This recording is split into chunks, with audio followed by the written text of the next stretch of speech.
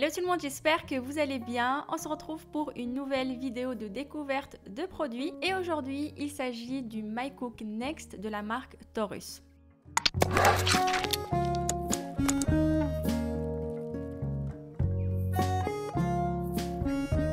Alors dans le carton il y avait un grand panier pour faire de la cuisson à la vapeur.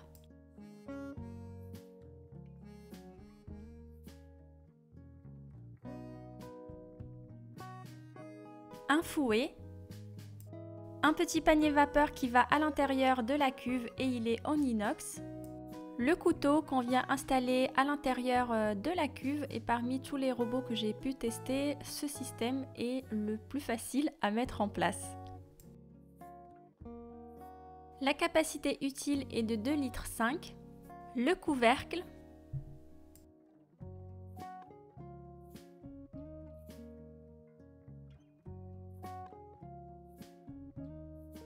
le bouchon qui est également un petit verre doseur, la spatule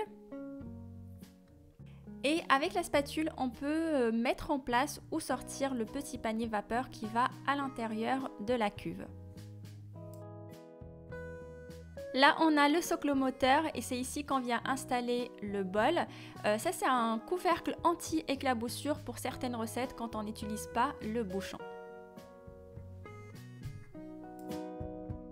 Le robot est vendu avec ce bouchon qu'on vient mettre à la place du couteau.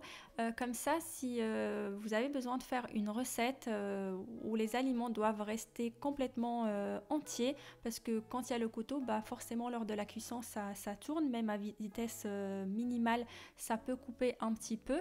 Donc le fait de retirer le couteau et de mettre ce bouchon-là, vous allez pouvoir cuire des aliments comme dans une cocotte.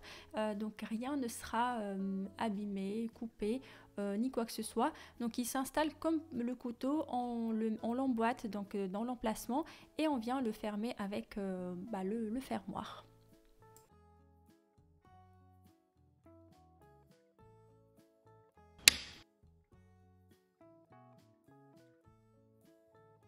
Le démarrage prend quelques secondes et ensuite on va vous demander de choisir votre langue, l'unité de poids et de température et après la connexion au Wi-Fi si vous le souhaitez, sachant que ce n'est pas obligatoire. Et une fois que vous êtes connecté ou pas, vous basculez directement sur l'interface du robot. L'écran tactile est très réactif, il est fluide et agréable à utiliser et donc chaque case est cliquable. Vous pouvez aller un petit peu surfer pour découvrir le robot. Alors hors connexion Wi-Fi, le robot a 500 recettes intégrées et une fois que vous connectez le robot au Wi-Fi, vous pouvez accéder à plus de 3000 recettes, ce qui est énorme. Et donc là, vous voyez, si je clique ici, voilà, on accède à...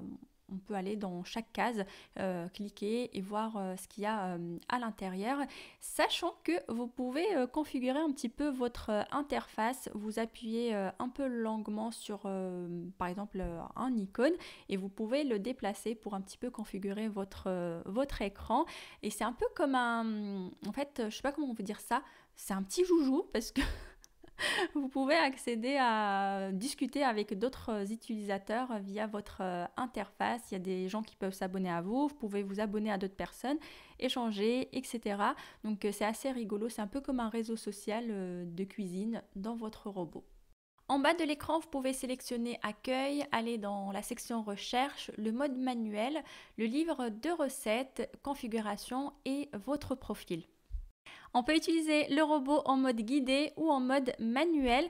Quand on vient ici, généralement, c'est qu'on sait déjà ce qu'on souhaite faire. On a déjà notre recette. Donc, on vient tout simplement programmer le temps, la température et la vitesse en fonction de la recette qu'on va faire. Et ensuite, sélectionner démarrer et on laisse le robot travailler. Toujours dans le mode manuel, on va trouver des programmes, on va avoir le mode turbo, la balance, alors avec la fonction TAR, donc ça veut dire que vous pouvez peser plusieurs ingrédients à la fois. Une fois que vous avez terminé de peser un ingrédient, vous appuyez sur TAR et ça repart à zéro. On a le mode sauter, pétrir, cuisson à la vapeur, etc. Et un petit programme que je n'ai pas encore vu dans d'autres robots, en tout cas ceux que j'ai testés, c'est le départ différé. Il faut juste faire attention attention à ce que votre robot soit à l'heure. Moi, je n'ai pas eu à le faire, ça s'est fait automatiquement une fois que je l'ai connecté au Wi-Fi, je crois. Mais voilà, faites attention à ça si vous souhaitez faire un départ différé et avoir de quoi manger quand vous rentrez le soir.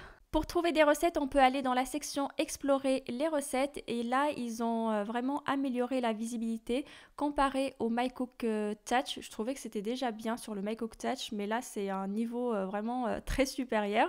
Donc, les recettes, elles sont classées par catégorie et dans chaque catégorie, on va voir le nombre de recettes qui sont disponibles. On peut aussi effectuer une recherche avec la loupe et là donc quand vous appuyez vous avez plusieurs propositions. Sinon vous pouvez taper tout simplement le nom d'une recette que vous cherchez ou vous tapez un ingrédient et le robot va vous faire des propositions. Vous pouvez faire des recherches avancées en mettant des ingrédients en particulier ou alors si vous suivez un régime en particulier, par exemple vous pouvez sélectionner sans gluten, sans œufs, sans produits laitiers et le robot à chaque fois va vous proposer que les recettes par exemple où il n'y a pas de produits laitiers. Quand vous appuyez sur une recette, vous avez pas mal d'informations et notamment des informations nutritionnelles, à savoir que c'est bien indiqué que ce sont des informations approximatives, donc c'est là pour à titre indicatif, on va dire. Avant de réaliser vos recettes, vous allez pouvoir aller dans ingrédients, voir l'élaboration, les évaluations, etc. Pour voir si la recette vous tente vraiment. Vous pouvez ajouter les ingrédients à la liste d'achat. Je vais vous montrer après où aller la récupérer. Ça vous permet un petit peu de vous familiariser avec les recettes et puis sélectionner plusieurs. Donc là, par exemple, je mets « Je veux faire ». Elle sera dans ma catégorie recettes à faire. Et donc, pour voir un peu tout ce qui est liste d'achat, mes recettes favoris, etc. Donc on vient sur la page d'accueil et on va dans profil et là vous allez avoir tout ce qui est notification, liste d'achat. Par exemple ici, celle que je viens de mettre en liste d'achat, il va vous mettre toute la liste, mais vous pouvez du coup supprimer les recettes, enfin les ingrédients que vous avez déjà, par exemple une petite pincée de sel, on n'a pas besoin que ça soit dans la liste d'achat. Vous allez pouvoir garder que ceux qui vous intéressent et vous pouvez faire ça avec plusieurs recettes et une fois que vous avez acheté vos ingrédients, vous allez pouvoir vider la liste d'achat. En appuyant sur mes marqueurs, vous allez trouver les recettes que vous avez mis en favori et les recettes que vous avez marquées « Je veux faire » et elles vont être classées aussi par catégorie. Par exemple, moi j'ai mis, il y a 2 recettes dans pâtisserie et une recette dans sorbet et crème. Et justement, j'avais marqué la recette glace à la vanille, donc c'est celle qu'on va faire tout de suite. Une fois que vous avez choisi votre recette, il suffit de commencer à la faire tout simplement. Et ce que je trouve chouette, j'avais beaucoup aimé ça aussi dans le MyCook Touch, c'est que on vous dit de mettre tel ou tel ingrédient et il y a la quantité exacte. Donc on n'est pas obligé de retourner dans les ingrédients pour voir ah mince, il y avait combien de sucre déjà. Et ce qui est cool aussi, c'est que à chaque fois que vous ajoutez un ingrédient, vous appuyez sur suivant, il va vous le barrer. Il va vous laisser juste le reste des ingrédients à ajouter. Comme ça, normalement, on se loupe pas.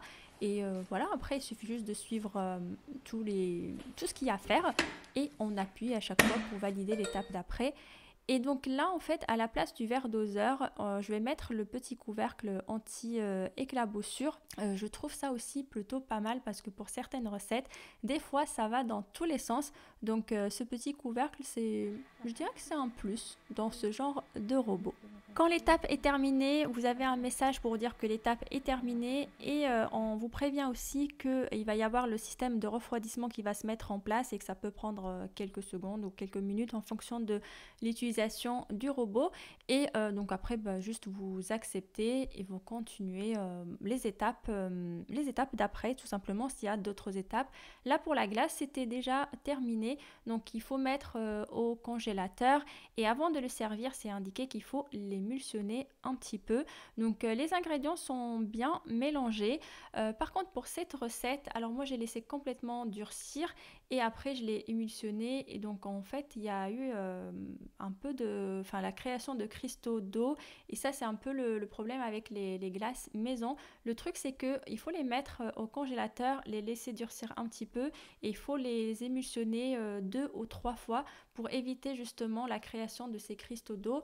Dans la recette c'est pas indiqué, Donc moi je l'ai ajouté un petit peu en note sur cette recette-là pour les prochains utilisateurs. Et sinon, le goût de la glace, il est terrible, c'est trop trop bon.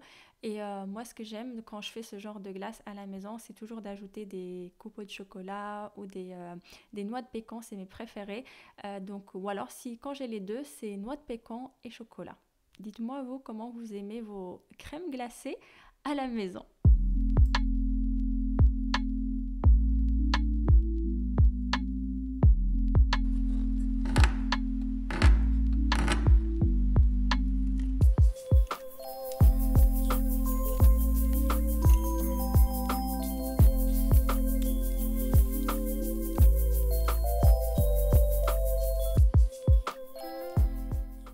J'avais repéré aussi une petite recette de cookies au chocolat et donc c'est parti pour la préparation.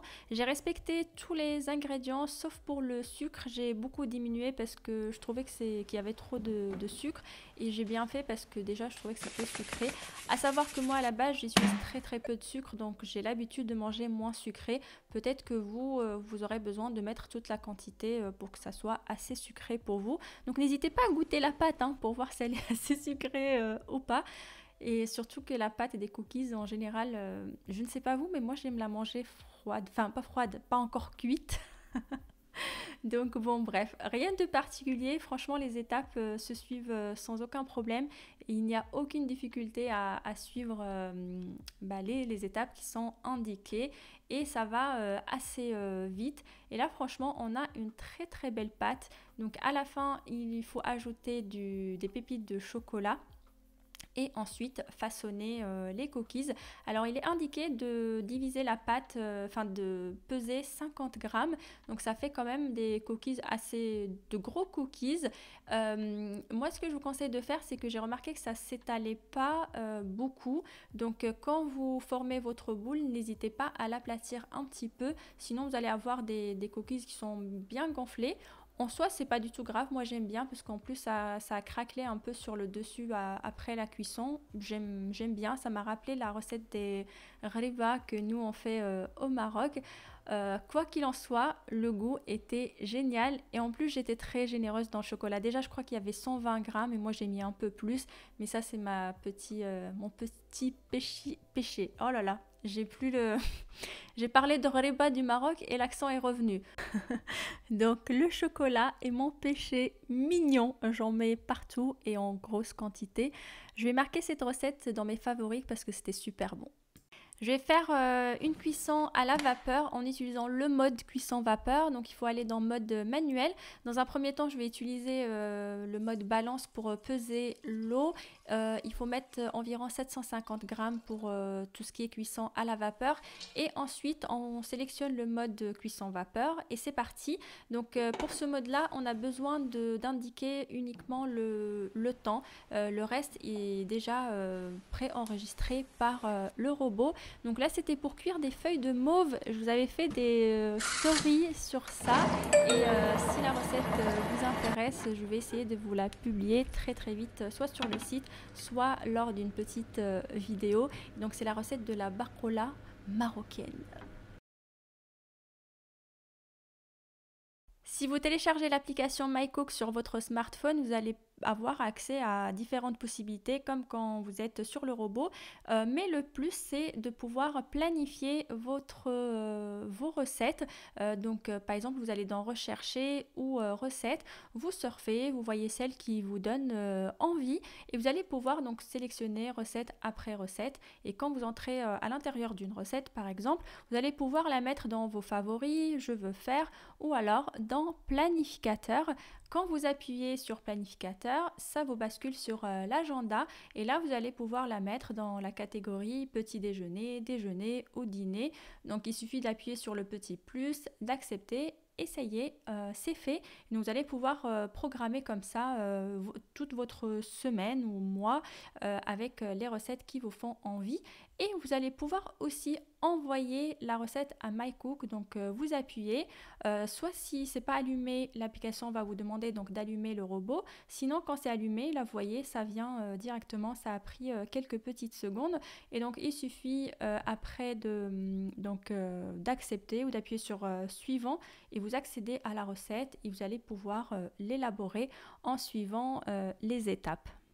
Et donc ensuite, il suffit d'aller dans planificateur et là, vous allez retrouver toutes les recettes que vous avez planifiées à partir de votre smartphone sur la semaine ou sur le mois.